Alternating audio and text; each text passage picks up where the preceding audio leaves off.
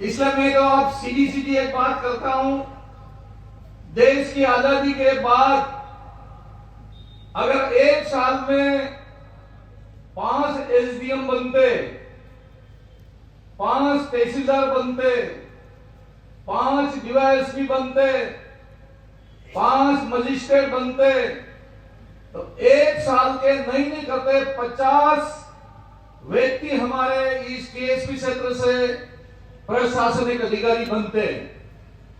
और अगर 50 साल का हिसाब करो तो 50 के हिसाब से 50 साल में कितने हमारे अधिकारी बनने से वंचित रह गए।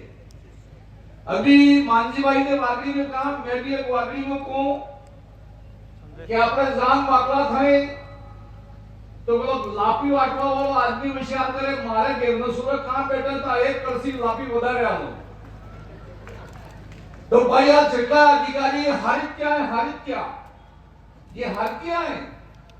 कोई कलेक्टर हत्या, कोई एसपी हत्या, कोई एसडीओ हत्या, कोई मजिस्ट्रेट हत्या, कोई डीवाईएसपी हत्या। अब हमारे तो अभी मनसुख डामोर और वो खराड़ी जी बे हत्या जी भगवान ने कहा है ने कहा ना है ये लोग आप पता नहीं। और पिछले नहीं करते 50 साल से हमारा समाज और ये क्षेत्र भूखा है। और अगर इधर सुप्रीम कोर्ट अगर इस कानून को नहीं बदलता, मुझे ऐसा लगता है कि अभी भी हम जागते नहीं सोते रहते। सबसे पहले मैं सुप्रीम कोर्ट को धन्यवाद करता हूं और महामहिम न्यायाधीश को प्रणाम करता हूं कि आपने हमारे गरीब की बात को सुना है, दक्षिणी राजस्थान की बात को सुना है और दिल्ली में बैठ के हमारे पक्ष में फैसला किया है। भगवान आपकी उम्र को 100 साल ऊपर करे, आपका परिवार फले फूले और आगे बढ़े। लेकिन अब अवसर है ये, और इस अवसर के लिए जितने नेता बैठे हैं कहते थे 12-20 करने जदाने जयपुर जाओ पड़े दादा मारे शुरू बीमार થઈ ગયો ને ખેતરમાં પાણી વાળવું પડે ને એક काम नहीं दे। जिस दिन निर्णय करेंगे मुख्यमंत्री से टाइम लेंगे उस दिन बांसवाड़ा, डूंगरपुर, प्रतापगढ़, उदयपुर कम से कम 500 व्यक्ति जाना पड़ेगा। हम जाएंगे सभी गाड़ियों का किराया में दूंगा। 1 लाख, 2 लाख, 10 लाख, 20 लाख पूरा पैसा मैं दूंगा पूरी गाड़ियों का। और जयपुर में खाने की व्यवस्था भी जो आप खाते होंगे कनार साहब खिलाऊंगा। लेकिन मेहरबानी करके उस दिन धोखा मत देना।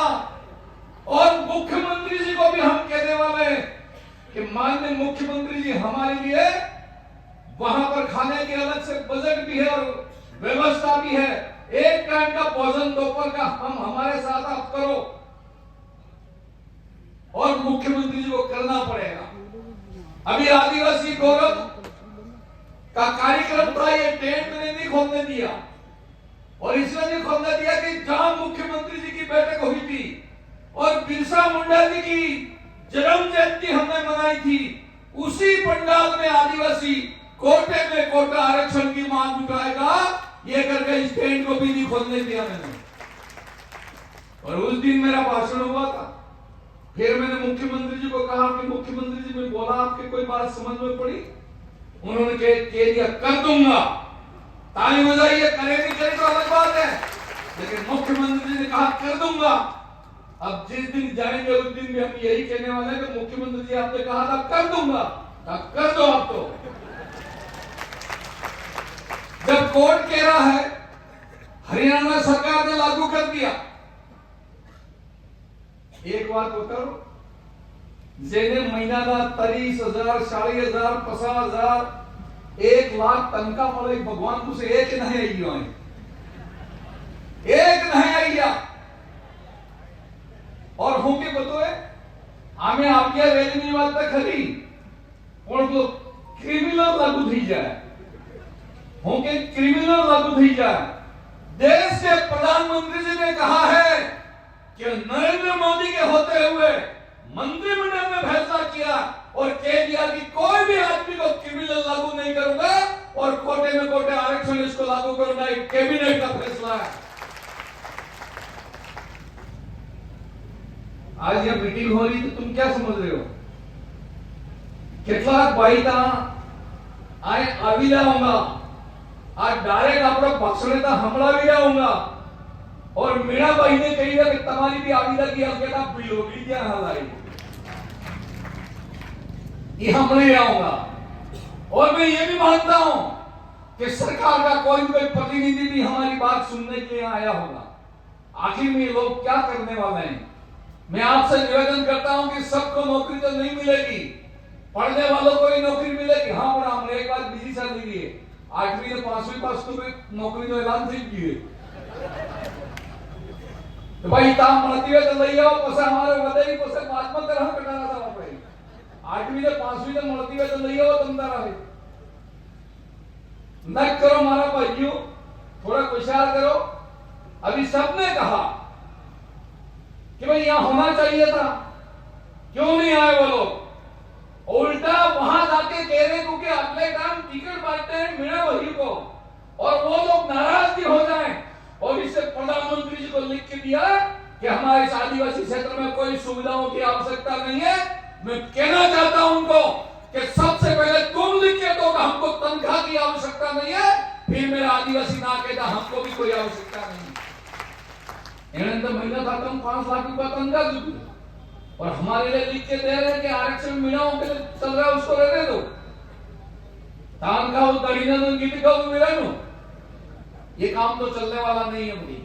और मैं आज किसी राजनीतिक दल में था और आज दूसरे राजनीतिक दल में हूं, इसका मतलब यह नहीं कि मेरा कोई स्वार्थ है। महेंद्र मालवा इस कॉलेज का वाइस प्रेसिडेंट रहा, सिटी हायर सेकेंडरी का प्रेसिडेंट रहा, इस कॉलेज का प्रेसिडेंट रहा, भूमि विकास बैंक में रहा, क्रय विक्रय में रहा, सेंट्रल कोऑपरेटिव बैंक में रहा, मजदूर यूनियन में रहा, सरपंच रहा, 2 बार प्रधान रहा, 2 बार जिला प्रमुख रहा, 1 बार एमपी रहा, 4 बार एमएलए बन के 2 बार मंत्री रहा। अबे महेंद्र मालवा ने क्रिमिनल लागू थी तो कोई फर्क पड़े बोल के? कोई क्रिमिनल की जरूरत नहीं है और महेंद्र मालवा जीवन में कोई नहीं बने तो भी जरूरत नहीं है। जहां भी समाज के 36 कौम की आवश्यकता पड़ेगी वहां महेंद्र मालवा आपके साथ में मिलेगा, खड़ा हुआ मिलेगा। ये बात मैं इस अवसर पर कहना चाहता हूं।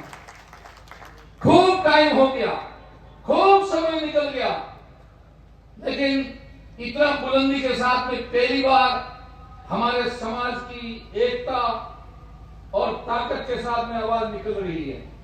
कटारा जी और मणिलाल जी बैठे हैं, इसी कॉलेज में लेक्चरर थे, पता नहीं इनको भी कहां भूत सवार हुआ भगवान है।